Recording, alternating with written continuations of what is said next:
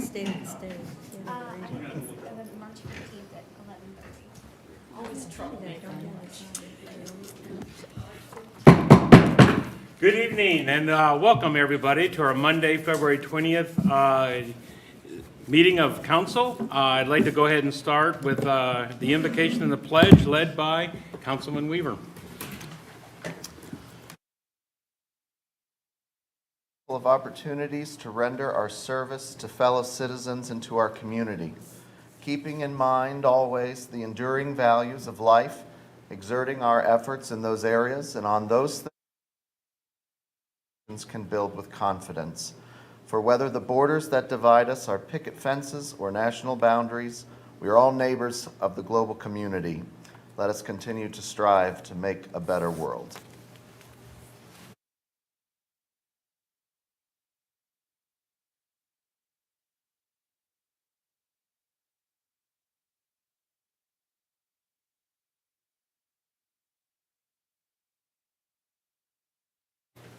All right, thank you. Jeremy, please call the roll. Angelou. Here. Bowers. Here. McGregor. Here. Padova. Here. Renner. Here. Schnetzer. Here. Weaver. Here. All right, thank you. Item B, additions or corrections to the agenda. Do we have anything? All right, moving on. Item C, hearing of visitors. Madam Mayor, I believe you have something. You're first up. I do. Thank you very much, Mr. President. As you know, our previous Director of Public Safety, Keith Wynn, resigned from his position several months ago after he received a promotional opportunity with the employer. Because this is a part-time position, he was working someplace else. They had presented him with a promotional opportunity, and he accepted that. After Keith's departure, I made the decision to post the position online so that we could have full spirit of accountability and transparency to the community. We received about, I think it was 10 applications, both from around Ohio and outside of Ohio. We conducted interviews. I formed an interview panel internally, and I'm very pleased to announce that we had made a hiring decision and an offer, and tonight we're going to swear in our new Director of Public Safety, and I'm pleased to announce that that person is Tim Becker. Tim has 34 years of law enforcement experience. He just retired from Columbus Police Department as a deputy chief. He holds a Master of Science in Public Safety, held multiple roles in law enforcement leadership programs throughout his career, and currently serves on the advisory board for the Starfish assignment, also having served that board as an executive vice president. And for those of you who may say that sounds familiar, that's the Books and Badges program. Our officers participate in that program very eagerly. Every year they take books into the schools, and really that whole program was about community engagement and an opportunity to reach communities, especially areas of people the most in need, and connect them with police and create a bond and an engagement with the community via that program. So I am thrilled tonight, with your indulgence, to administer the oath of office to him and then allow him just to say a few words to introduce himself to all of you. Thank you. Mr. Becker.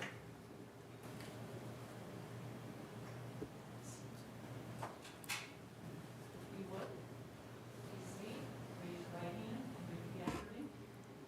I, Timothy Becker, I, Timothy Becker, do solemnly swear do solemnly swear that I will support and defend that I will support and defend the Constitution and laws of the United States of America, the Constitution and laws of the United States of America, the Constitution and statutes of the State of Ohio, the Constitution and statutes of the State of Ohio, and the Charter and ordinances of the City of Gahanna, and the Charter and ordinances of the City of Gahanna, and that I will faithfully, honestly, and impartially and that I will faithfully, honestly, and impartially discharge the duties discharge the duties as Director of Public Safety for the City of Gahanna, as Director of Public Safety for the City of Gahanna, to which I have been appointed. to which I have been appointed, So help me God. so help me God.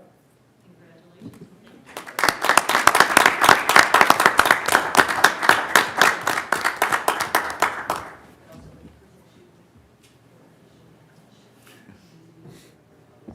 That'll get you in and out of Walmart.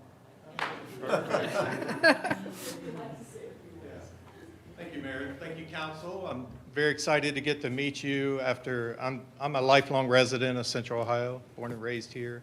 Went to Ohio State for undergrad, joined Columbus Police at 22 years old, and spent 34 years there. Had 28 years of supervisory experience, the last 12 being a deputy chief, and got to do a lot of great things there, learn a lot of great stuff. Columbus is a very big organization, and a lot of people don't get the opportunity to move around and try different things. I got to do everything there in leadership, so I spent a lot of time doing training, being over our diversity hiring initiatives, overseeing our background process, our community engagement, as mentioned with Starfish, and the president of Starfish, Nicole Banks, is right here, good friend of mine, that we met through that. I'm very big in police need to engage with the public. Often the police see the public on the worst day of their life. You know, who calls the police to say I'm having a birthday? Actually, this last year somebody did, and I ended up being handcuffed by a 9-year-old who wanted to handcuff somebody, but it was a lot of fun. But generally, people don't call the police on their best day. They call the police on their worst day. So it's good for the police and the community to interact when it's not the worst day. And another thing I'm really excited about is some of the wellness initiatives going on in Gahanna. I think from what I've heard, your police agency is far ahead of most. And I've had the opportunity to be involved in wellness for law enforcement officers for a long time, including some trips to DC to testify to committees over there about police wellness and the need for it. A happy and healthy workforce is a productive workforce. And so I think that's really important that these officers get through their career enjoying themselves, don't experience burnout, learn how to manage all the trauma that they experience in their careers, and go have a happy retirement when they're done. So thank you for giving me this opportunity. I'm really excited about it, and I look forward to meeting you all and learning more about you. So, thanks.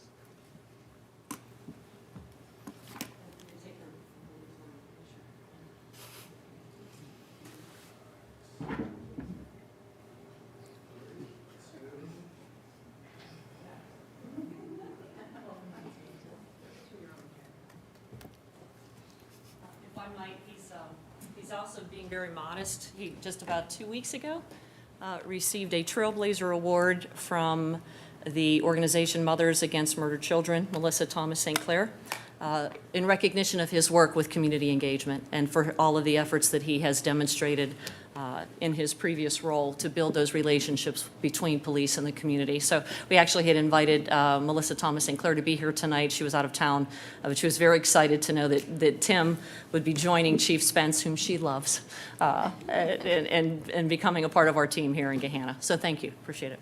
Wonderful. Welcome. Thank you. All right. Next on hearing of visitors, I do have a few speaker slips. If you have joined us and you do wish to speak and address council, please see, well, the speaker slips are actually in the back in the podium, or you can see our clerk, Jeremy or Ebony, and they'll help you with those sheets. The first speaker form I have is Jonathan Herberlein.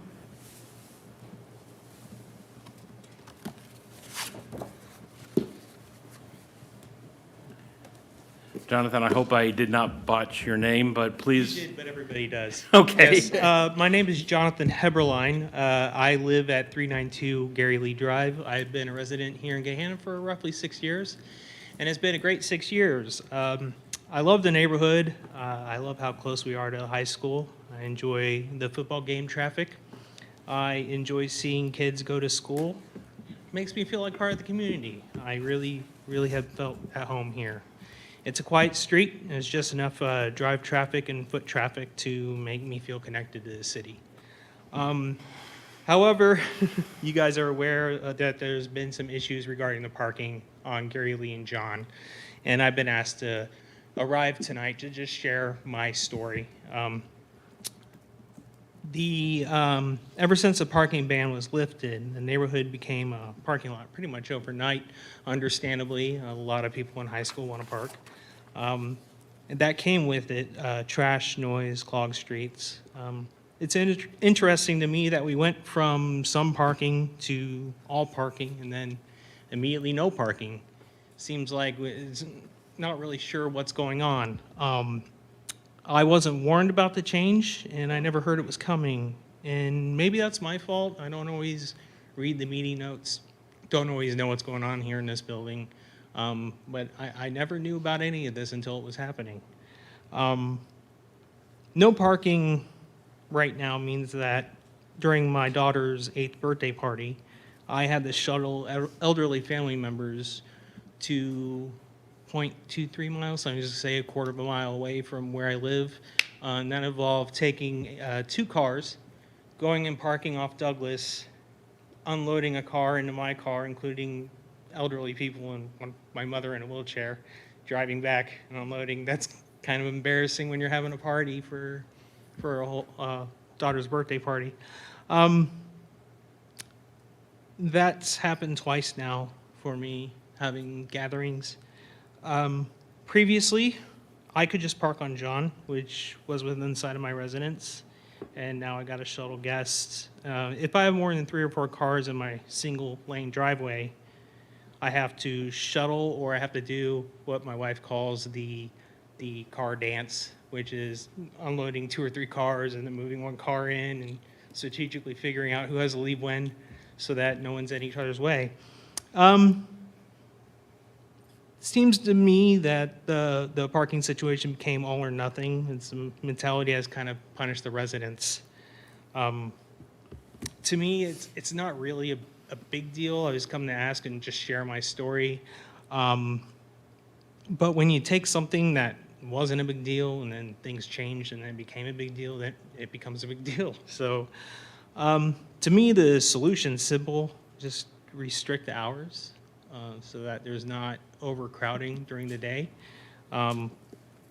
No parking 7 a.m. to 3 p.m. on weekdays just seems pretty reasonable to me. That allows overflow for events at the high school, and it allows residents to be able to park in the off time.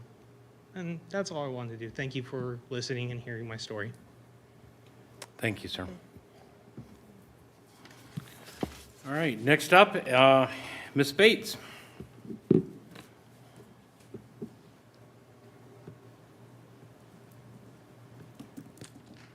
Some of you know me, some of you do not. I live on Jan Drive, and I'm here to support the 12 residents who now have no parking and are in the same situation that this young man is. For me, I've been there for 40 years. I've been on that street for 40 years. I've never seen a safety issue ever with the fire department. As a matter of fact, I mean, in 2020, the fire department, emergency squad, everybody was there for me when I had a mild stroke. I've been a supporter. I love you guys. I love my city. But this is not tenable. The mayor and I did just speak prior to the meeting, and I'm sorry, but I'm nervous about this tonight. Generally, I am not a nervous person, but tonight I am. It's my new heart monitor.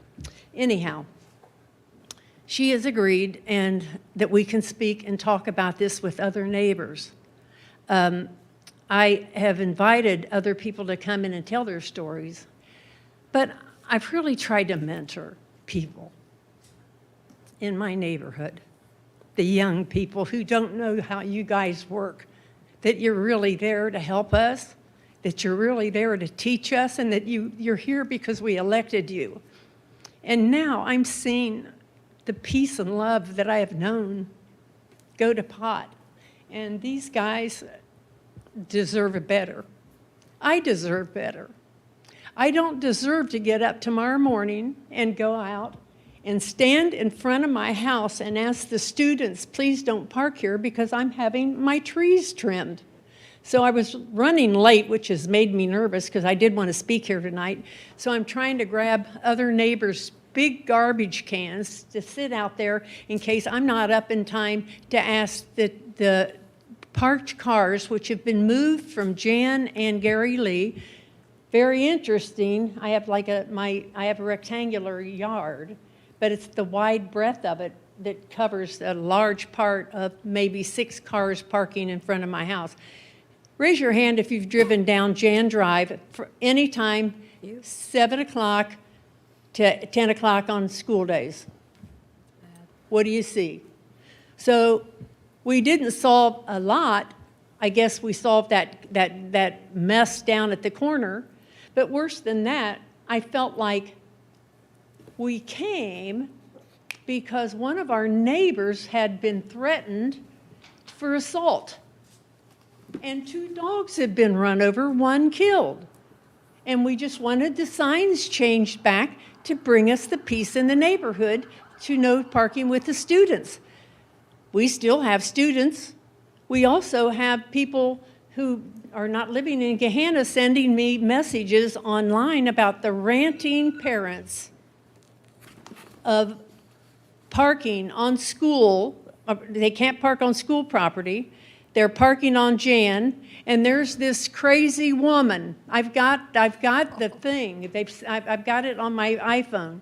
So will I be assaulted? I mean, if I'm assaulted, I mean, come on. These parents and the kids are not respectful. So I'm hoping that the mayor, and I'm very glad that we have a safety director so that we can talk to him too. I hope, and I really hope that you guys do the job I have known that you have done for the last 60 years, that I have been present and worked hard for this community. Thank you. Thank you, Ms. Bates.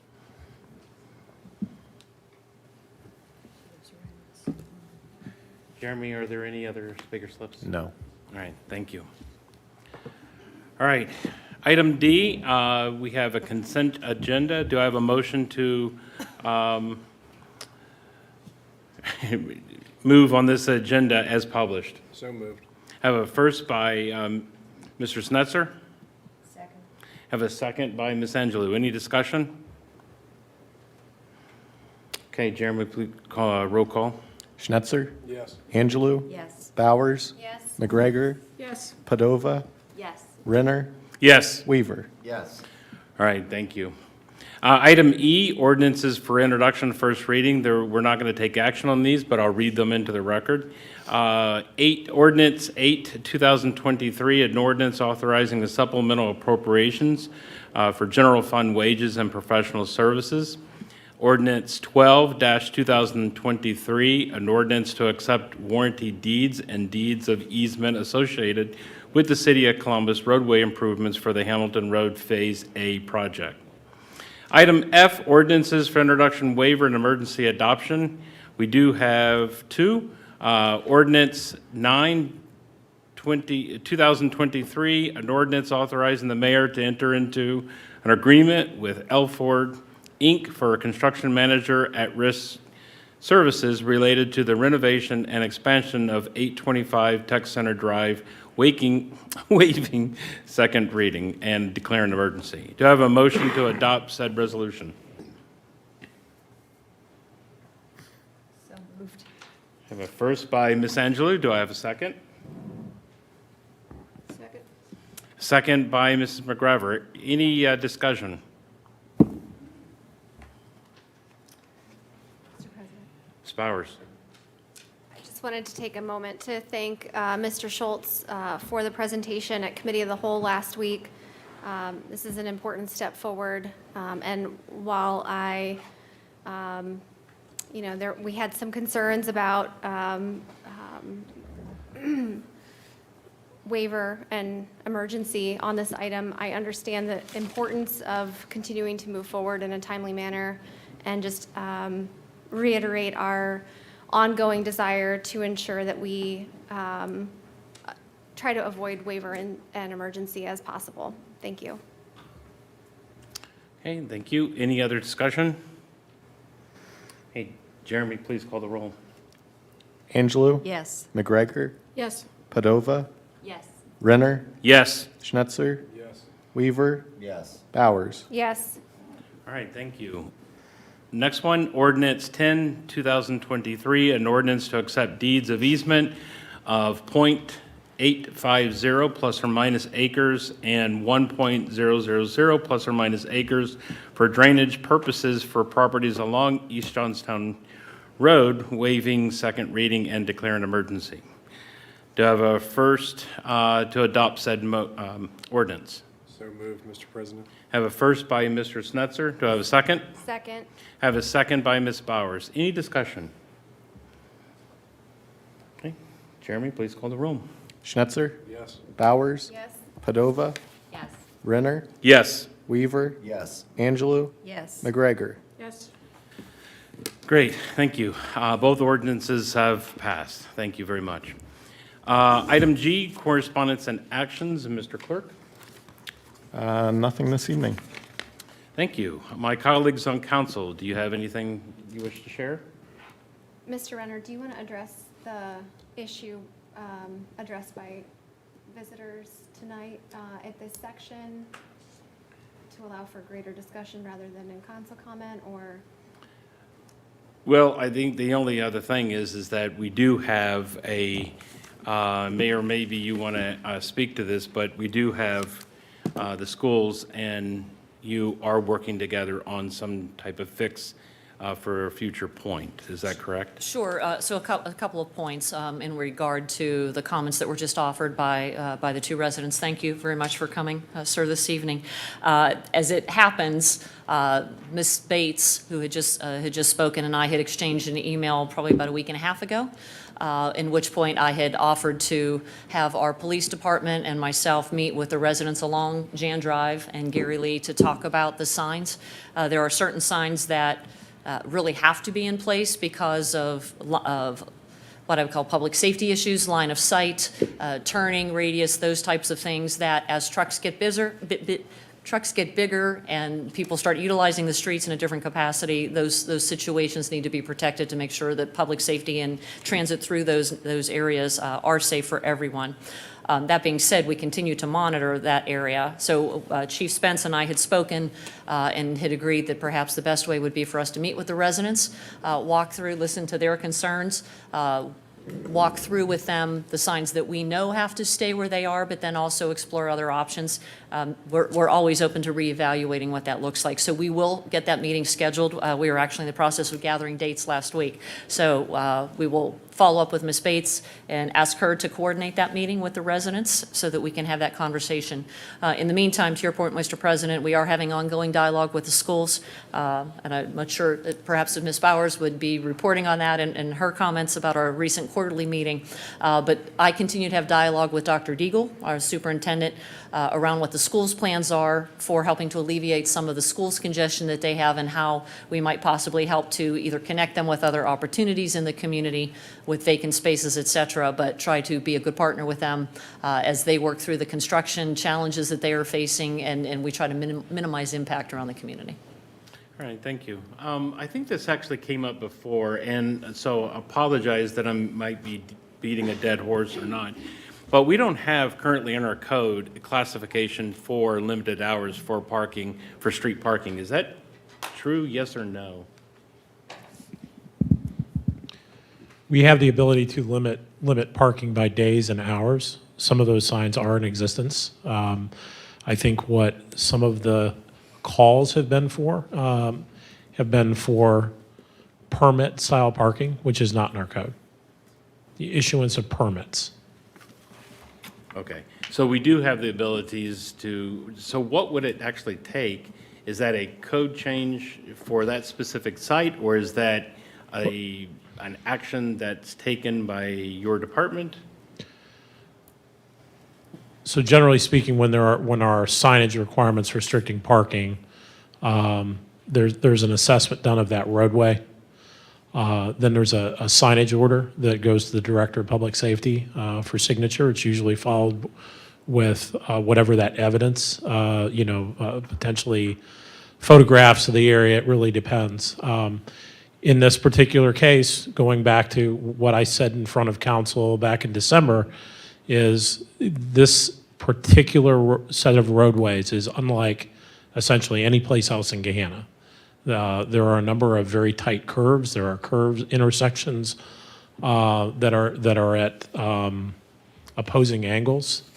There are the provisions of Section 351, which, the parking restrictions in terms of number of feet from a driveway, number of feet from a fire hydrant, number of feet from a crosswalk. There's several very tight crosswalks within those sections of roadway. Also in this particular case, we have imagery going back to 2018 prior to the roadway and the sidewalk improvements. Many of those signs returned to where they were in their original location, give or take a few feet. There was some underground utility work. So when it comes to places of signage, we also have to check with the service department. There's an evaluation of with public utilities to determine what's underneath the ground when those signs are placed. Invariably, whenever these restrictions are placed, there's somebody that's not happy.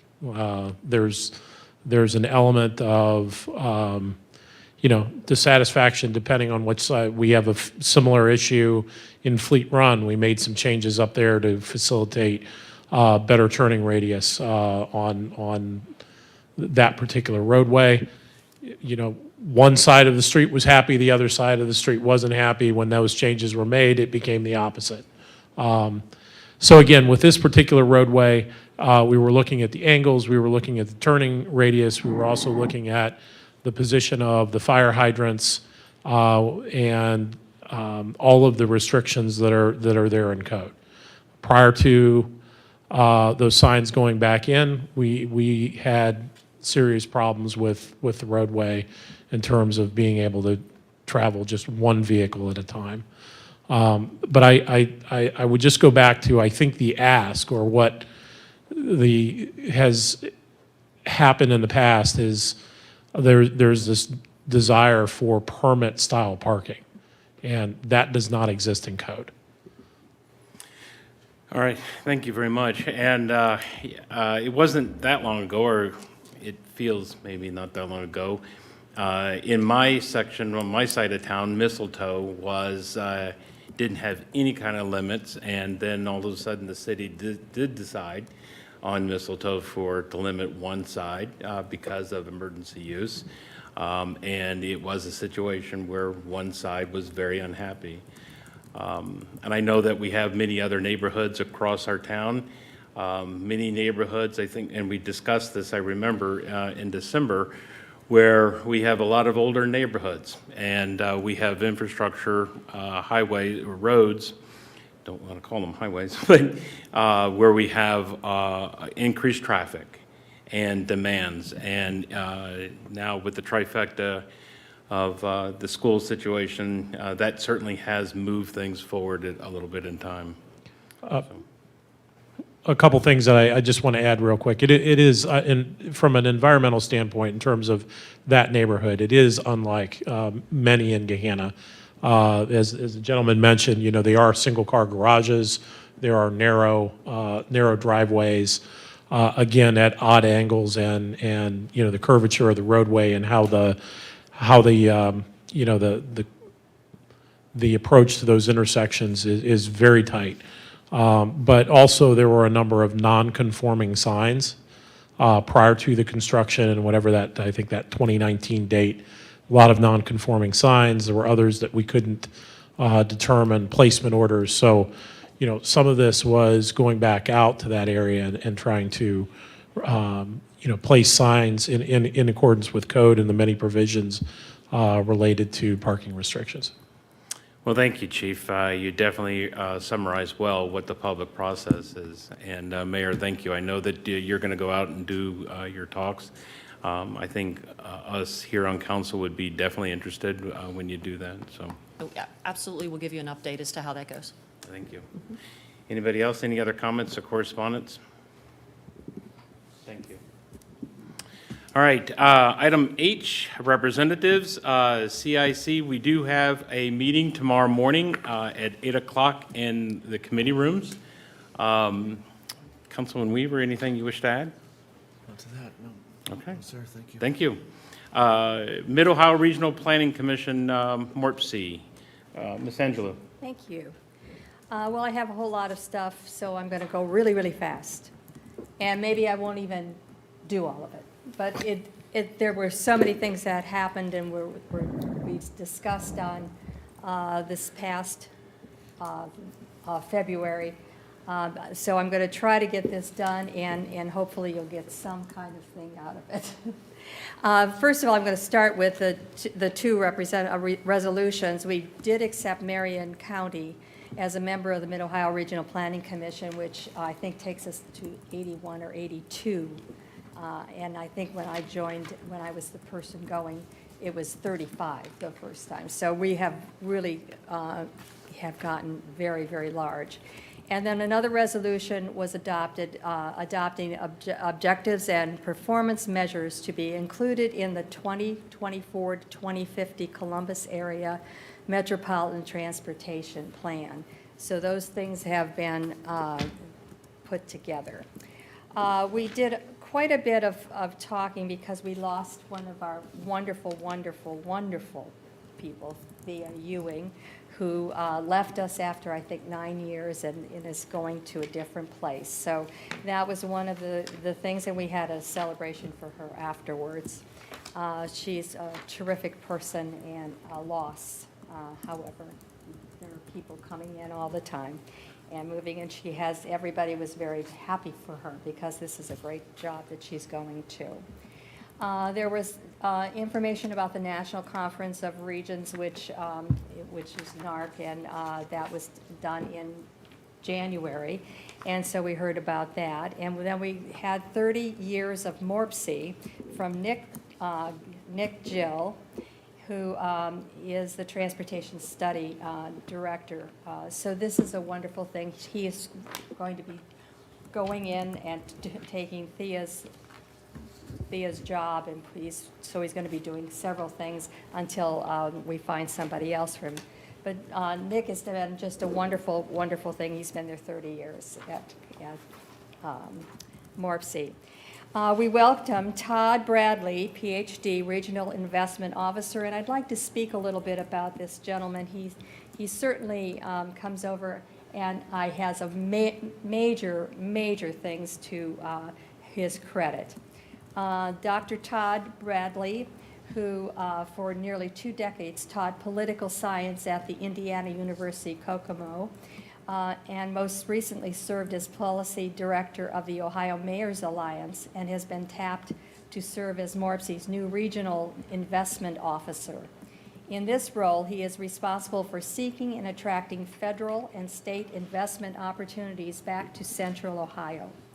These critical funds will help advance regional infrastructure, plan for growth, which we are getting much of, and cultivate job creating projects for communities.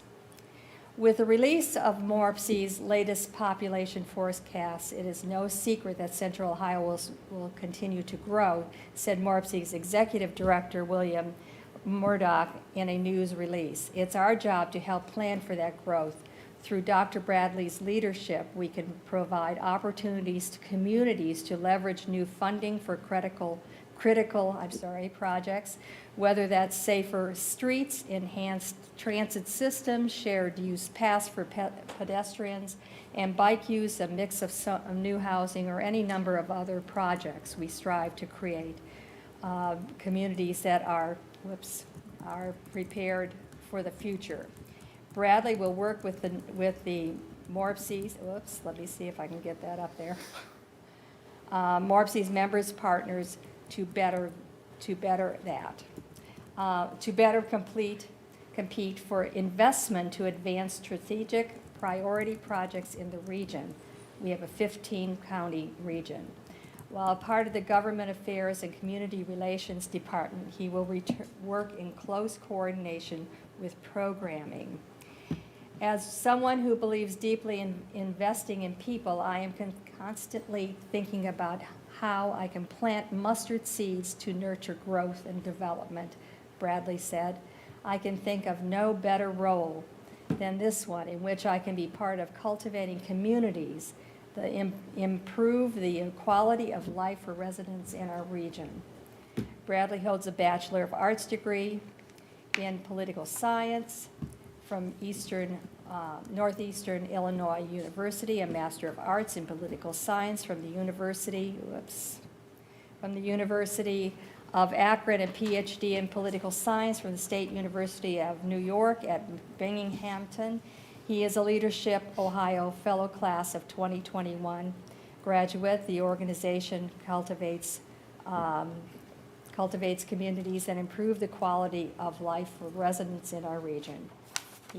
So this is a wonderful person coming to a wonderful place. Now, let me turn this one over already. So we have some things to talk about. We had an update on the diversity and inclusion update. It's very complicated. However, it was a really well-done thing. And obviously, our person here, Rolanda Hampton, and I might add, Neil Jurist is part of this whole project as well. They've come up with wonderful opportunities to go through the focuses of workshop and leadership, workplace, super diversity and procurement. There's so much going on, but it's beginning to work. And since I was on since this is my 12th year, this has been slow moving to work with this, but it is now it's really going to become something that we're going to be very proud of to be doing. We also had member services report that reports executive community, and of all things, there was a thing, the board attendance awards for last year, and there were 2 people from the great city of Gahanna, and that would be Mayor Jadwin and then myself. And so we are one of 10 people out of all these other people that actually have had perfect attendance. And we had a beautiful chocolate Hershey bar. It was amazing. Did somebody take my Hershey bar? I think I might have. I think I might have eaten it too on the way home. Anyway, this is really something because we have so much things to do and so many places to be, and when you have that perfect attendance, you can't. It just kind of goes to, it's good for you. So, and one of our favorite people does all of that work of making sure that people are here and if they're not, they don't get the chocolate. The Regional Data Advisory Committee, again, that's another one. Actually, part of this is there's a survey that's going to be done, and it's between CHRR, and I honestly don't know what that is. CHRR at the Ohio State University. So it's with the university that we're going to be doing the survey, and with, I think it's the newspaper as well. That is going to be coming forth. And, we have the Data Day, and that you all know when that's it? Does anybody know what time that's at? It's going to be, I think, on March 1st, and we're all able to go there. And it's going to be a really good day, including and before we even get there, I think it might have been launched now. There's been an online sourced library launch, that you can go and get any kind of information you might need, and it's going to be open to everybody. That's a very new thing to do. So that's the Regional Data Advisory. We hope everybody goes to that because it's going to be very, very good. Then we have the population forecasts. And right now, there are 2,431,037 people living in the 15 counties. And we're expecting that will turn into 3,147,011 people population by 2050. So that's something that is moving very, very fast, And it includes a lot of different things, how many children are going to be there, how many this and how many that, and then, of course, housing needs and the need for that. Dave Dixon is the director of the data analytics and strategy, and so he's going to be doing population forecasts. And then we have, of course, the sustainability, and there's Mayor Chadwin again. And she is the, what are you on that? Vice Chair. Oh, vice chair, okay. And there's another mayor that is the chair, and that's Ben Kessler, and they do a great job.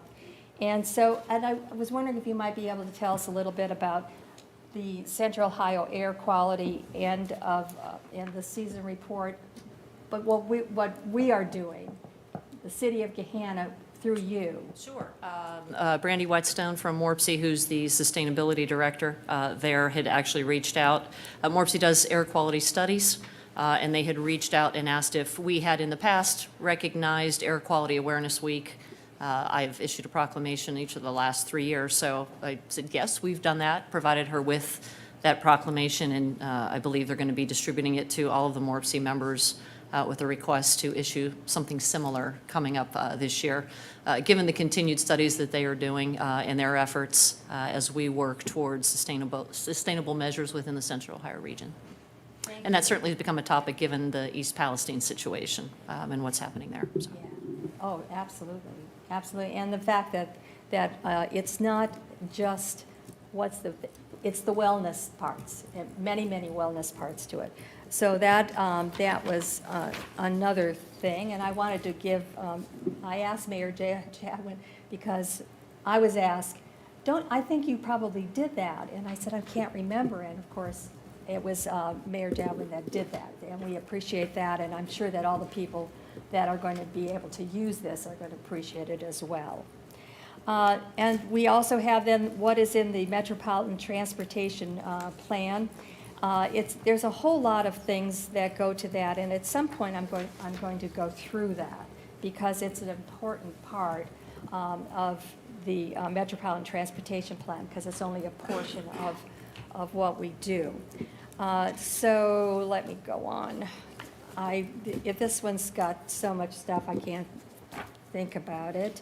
And so now I want to go to the public policy agenda, and I'm sure maybe you might want to do something on this as well. This is the newest one.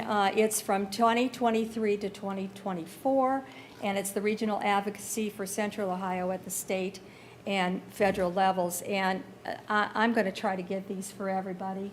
I'll pick them up the next time that I'm there, because it really gives you a view of what is happening there. LEAD is the opportunities for legislative and public policy leaderships, and there's goal 1 is regionalism, goal 2 is transportation, goal 3 is sustainability, goal 4 is data and digital infrastructure, and goal 5, racial and social justice. This next one is collaborate, opportunities for Morph City to form coalitions with like-minded organizations, and that has economic development, sustainable growth, drive investment. And then it talks about the various facts that we are a 15 region. And we are the biggest region in the state of Ohio. So that's a really good. And the strategy is pay it forward, drive investment, build value for members, create an environment for prosperity.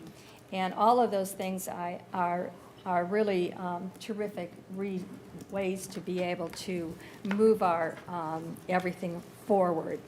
And did you have anything you might want to say on that, Mr. Weaver, in terms of any of the stuff like the updates of the... Just that I was happy to serve on the committee that helped craft it and was approved by the Regional Policy Roundtable before going to the full commission. So thanks for voting to approve. Yeah, it was all done. It's all done. And so with that, I think I'm going to stop because you get tired. No, I mean, it's really been, this is a wonderful opportunity for people to to learn and get things and talk to people and meet people. So I can't thank people enough for doing this for 12 years. There's probably others, but that's it. Okay. Today. Mr. Weaver, do you have anything else to add? Just a few updates from the Regional Policy Roundtable. First, I'd be remiss if I didn't mention the state of the region. Oh, And correct me gosh. if I'm wrong, Ms. Angela, the 31st of March. It is, and it's at the new Hilton. It's on the other side. It is going to be fabulous. Yes, thank you for bringing that up. Thank you, Mr. Renner, for the reminder. Whew, yeah. How many are we, do we have everybody? Okay.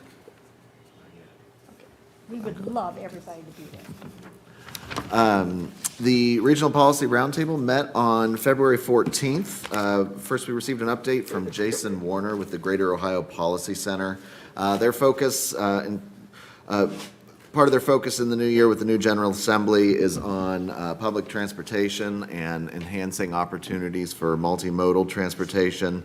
They're optimistic that the recent bipartisan infrastructure law will provide some much-needed investment to boost these efforts. Also focusing on reducing barriers to development and home ownership. Expressed concern with the governor's signature on HB 45, which does implement some serious barriers to affordable housing, but they are working to push for grants from a pilot program through the state that will assist communities in the redevelopment of their zoning codes for local communities. I know that's something that our community is also actively working on. Next, we received an update from Joe Garrity, who is the Director of Legislative Affairs for MORPC. Noted that there were 11 community funding projects in the region that were funded as part of the federal omnibus package. MORPC does see opportunities to work with the new speaker, Speaker Stevens, and dare say even bipartisan opportunities with Speaker Stevens. Lastly, the governor introduced his state budget bill, which in a bit of a surprise did not include across-the-board tax cuts. We were honored to be joined by Representative Jeff LeRae, who currently serves as the Vice Chair of the House Finance Committee. He was the main driver of the recent distracted driving legislation, no pun intended. Geez, I walked right into that one. Unintentionally. He's also looking at incentives for affordable housing to attract a much-needed workforce. As all of these development projects are moving forward, we need workers. And we need a place for folks to live. So infrastructure is a major focus for Speaker Stevens, and there was an ask that the representative work with the governor on some low-income housing tax credits, LIHTC. So that is it from the Regional Policy Roundtable. Yes, Ms. Angela. That's great, but I wanted to bring about Amtrak. The fact that Amtrak is being accepted at this point, trying to get it to go, and it's the 3 Cs, Cleveland, Columbus, Cincinnati, and Dayton, and potentially then to have it go through. So it looks like we may have Amtrak. That's kind of probably an odd thing to be saying, considering what happened just, 2 weeks ago. However, this is not, I think, for that kind of moving things. This is for moving people rather than things. That's it for me, That's Mr. exciting. President. Thank you. Out of everything with MORPC, I still want to know about the Hershey Bar Gate, you know? I know. I'm calling William Murdoch tomorrow morning. All right. Thank you, everybody. Convention Visitors Bureau, Ms. Padova. Thank you.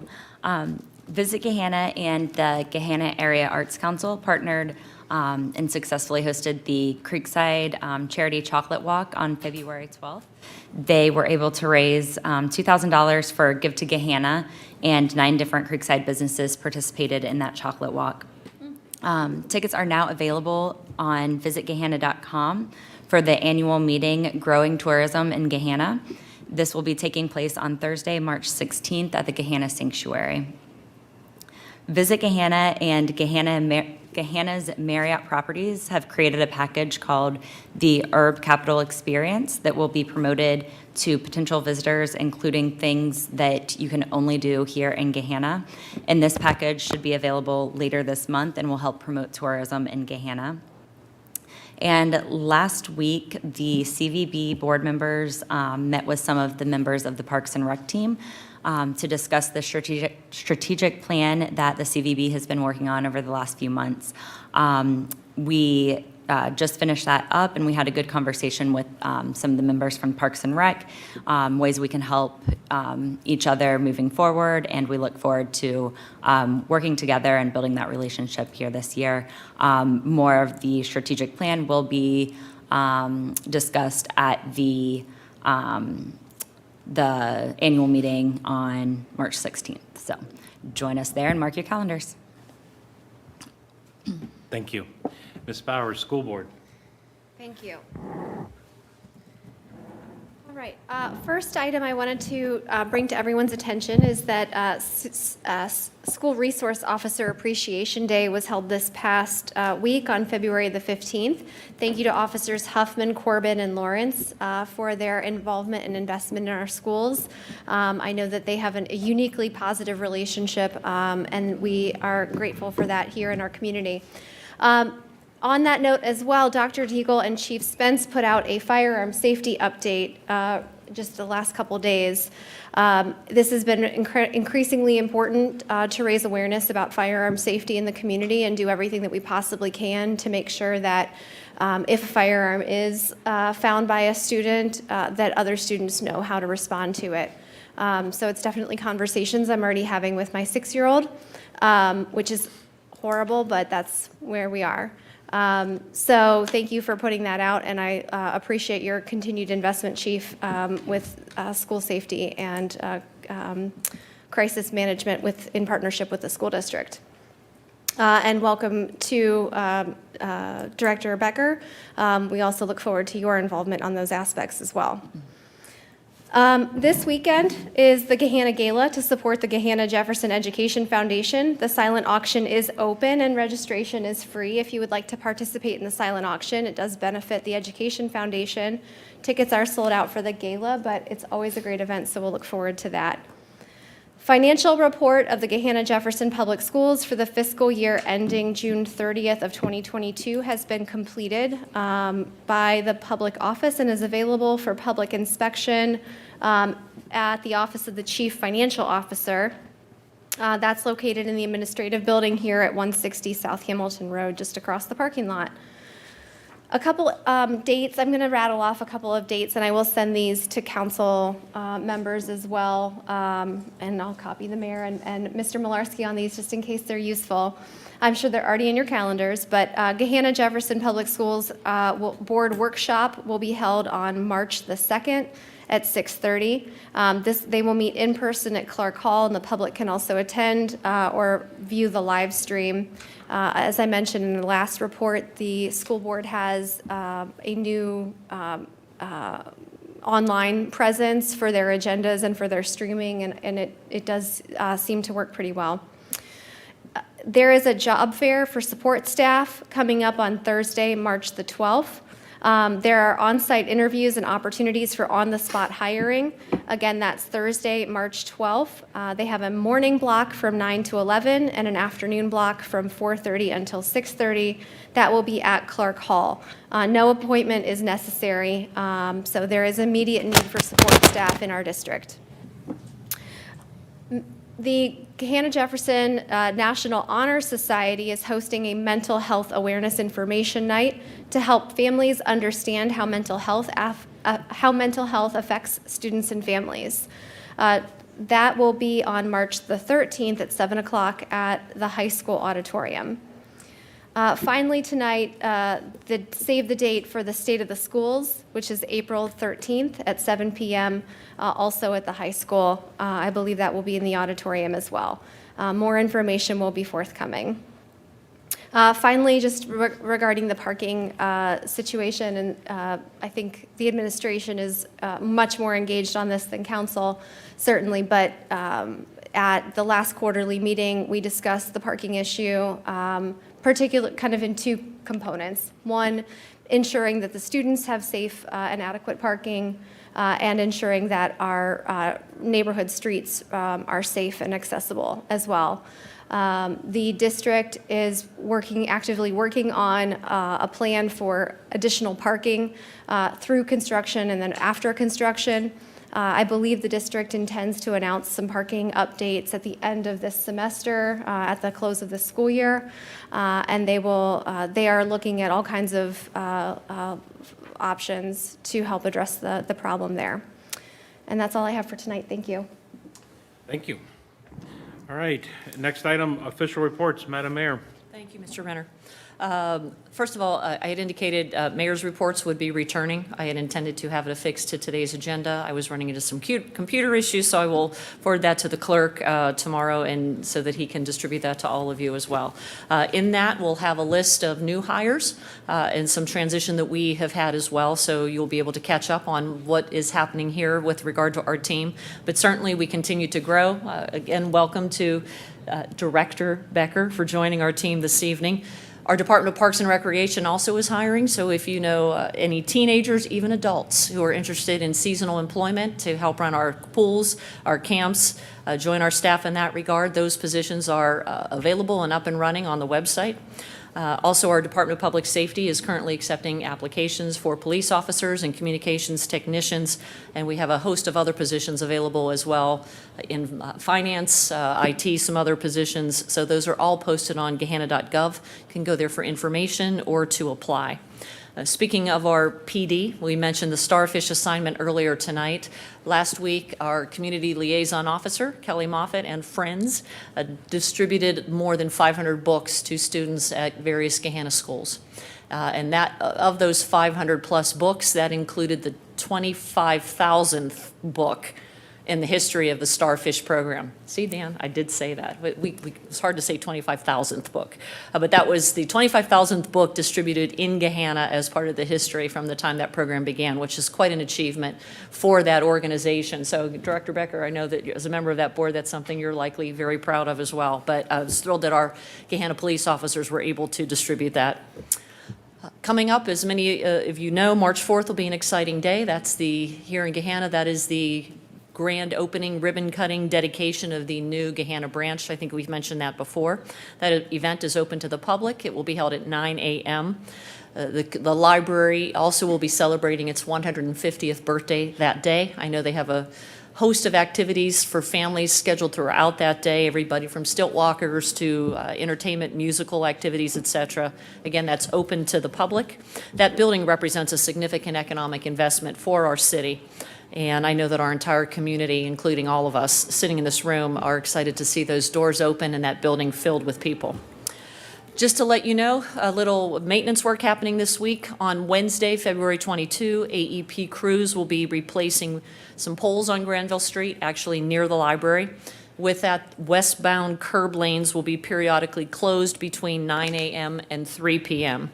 That work will continue as well from 11 p.m. Wednesday night until 6 a.m. Thursday morning, because at that time they're going to be transferring lines in an effort, and they're doing it at that time in an effort to reduce disruptions to operating businesses. Also, traffic will be at a minimal time, so minimal disruptions to commuters and vehicles traveling through that intersection. So, again, that'll be happening this week if you should see any traffic signs traveling along that way. As you all are aware, we've been working on updating the Comprehensive Parks Master Plan over the last 8 to 9 months. The plan will guide decision-making on policy, operations, maintenance, and capital improvements for the Department of Parks and Recreation for the next decade. Public input was sought for that master plan for about a 3-month period. I think it was August, September, maybe July, August, September, October, earlier in 2022. On Tuesday, March 7th at 6 p.m., we will hold a town hall meeting right here in council chambers at City Hall. where we will walk through what is a Parks Comprehensive Master Plan and talk about how that public input that was gathered during that process is really informing and guiding what the future policy and decision-making will be for the Department of Parks and Recreation. So we invite the public to attend that, our council members as well. It will be an opportunity for the public not only to learn more about what the plan is, what it contains, and ask questions about it, but that will be that opportunity before we then present a final draft to council for discussion and hopefully adoption later in March. Earlier I mentioned during Councilwoman Angelou's Morpsey report, I referenced the events in East Palestine. With those events, we received a number of questions over the past week from residents asking about water quality. We did put a post up on social media. I want to assure our residents as well as council there is no impact to water quality here in the city of Gahanna as a result of that event.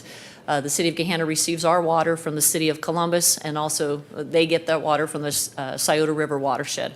The East Palestine incident is 180 miles to east. It is different watershed, no impact to us at all.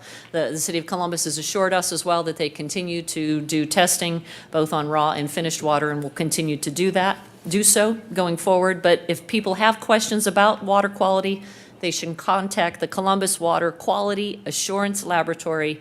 That number is 614-645-7691. We will also have that, I believe that's posted on our social media pages. We'll reiterate that on our social media sites as well, and also it is listed on our website. Finally, had the pleasure of attending a dinner theater presentation over the weekend by the Gahanna Community Chorus at Mifflin Presbyterian Church. It was a fantastic evening.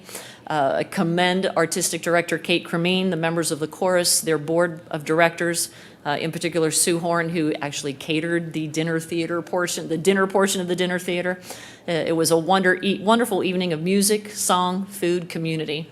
And as we continue to say throughout the night, the level of talent that we have here in Gahanna, from our students who participate in musicals and the theater programs there to the adults who sang that evening, really is an exceptional community that we have here. So if you were unable to attend, they did shows Friday and Saturday. The Community Chorus will be hosting a free concert on Sunday, March 5th over at the high school auditorium. I don't know at the time, but we can post that on our website as well and on our social media sites. But I encourage folks to attend that. It's wonderful really to see what the people of our community can do when they come together. And maybe you'll even be moved to add your own voice to the chorus. So that's all I have for tonight. Thank you. Mr. City Attorney. First, I'd like to apologize for Councilwoman Bowers for that static. My green light had gone out, and with my childlike fascination, I decided I had to play around with that plug-in, and so I apologize for that. I would like you to know that I did sign us up for our third national opioid settlement. The first two were against the pharmaceutical companies. This one is the pharmacies themselves, such as Teva, CVS, Walgreens, and Walmart. That has just come out, so it'll probably be several years down the road before it reaches fruition. And that is all I have. All right, thank you. All right, item J, what everybody's been waiting for, right? Council comment. Ms. Angelou. Welcome. We're happy to have you, and I'm sure that Jeff will be, Mr. Spence there, will be very happy to have somebody with him. That's all I have. Thank you. Mrs. McGregor. I wanted to welcome Tim Becker. I've never met you, but I went to elementary and grade school with your sister Jan. And when I heard your name, I thought, oh, I know that name. So the other thing, I wanted to welcome Colton Chrysler in the back row from the high school. He's a senior. And his mom, Jennifer, Jim hired her as an intern when she was a graduate student at Ohio State, and she worked for the Department of Development. And then now she's a director of development in New Albany. So we just say thank you for coming to our meeting tonight. That's all I have. He looks just like her. I know. That's all I have. Thank you. Ms. Bowers. Thank you. I just wanted to remind folks about our membership with the Columbus Metropolitan Club. There are some upcoming events that I think are particularly of interest to us. March 15th, this Wednesday, on the 22nd, is a discussion on Intel and Licking County development. As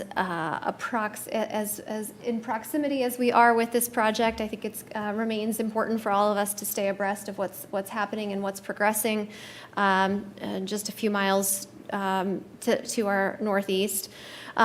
If you would like to attend, I know Jeremy and Pam can sign you up. I plan to attend. I believe that Director Strum also plans to attend. I believe Mr. Renner is also planning to attend.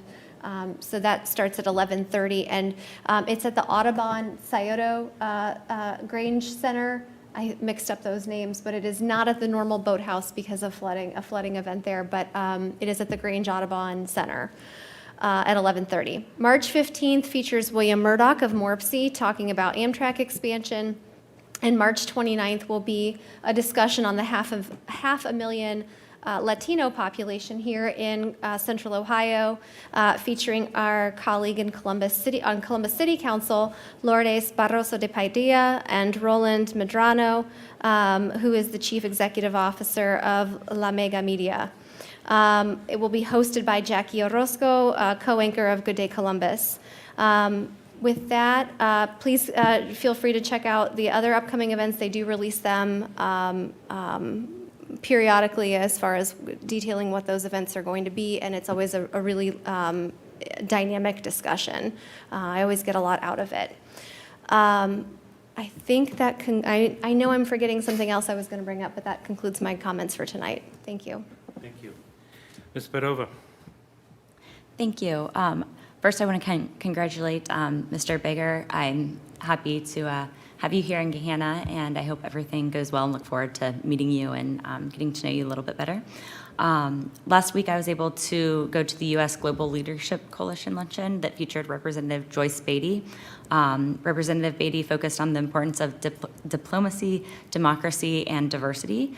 It was a great event. I was joined by the mayor there as well, and was pleasantly surprised to be able to sit down next to a Gahanna resident, Mr. Goldsmith. I also want to thank Mr. Heberlein and Ms. Bates for coming tonight. I know that the parking situation over there has been difficult, to say the least, and it's definitely a difficult situation to please everybody with the students and residents, and I feel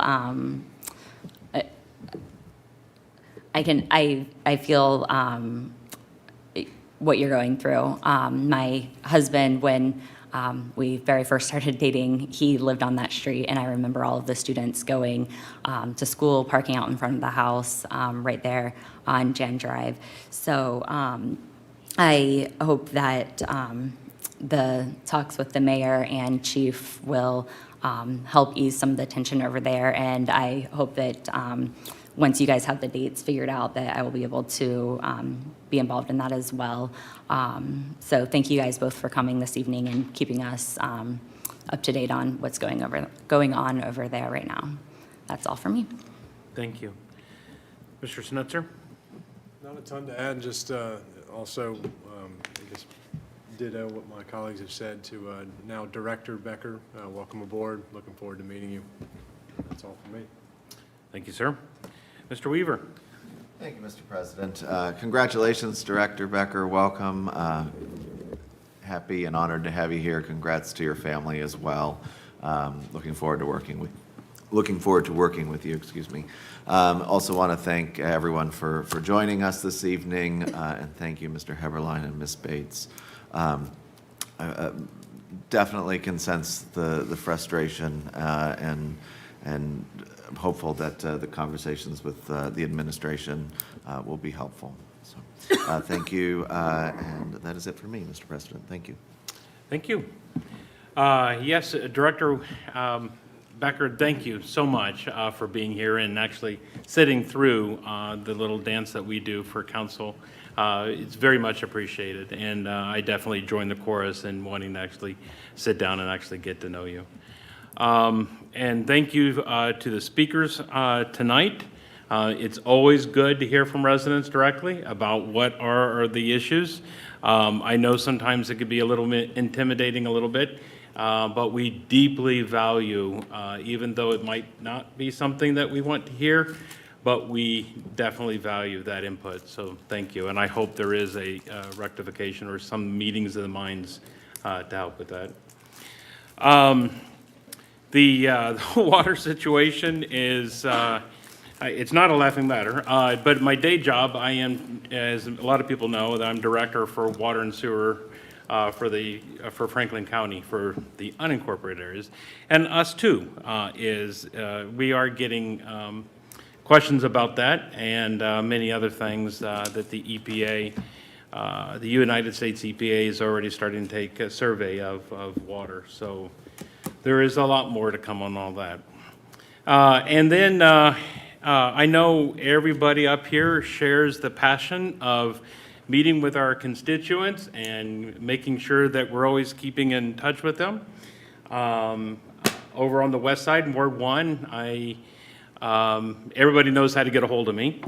And we have a new addition to our family. I have rescued a hamster from a constituent, from a family. His name is Alvin, and he's now a welcome addition. So I just wanted to be able to end on some kind of note. There's our duty as a ward, our elected leaders sometimes actually has to go to that length, okay? That's heavy. So, that's it. So, do I have a motion to adjourn? So moved. Thank you.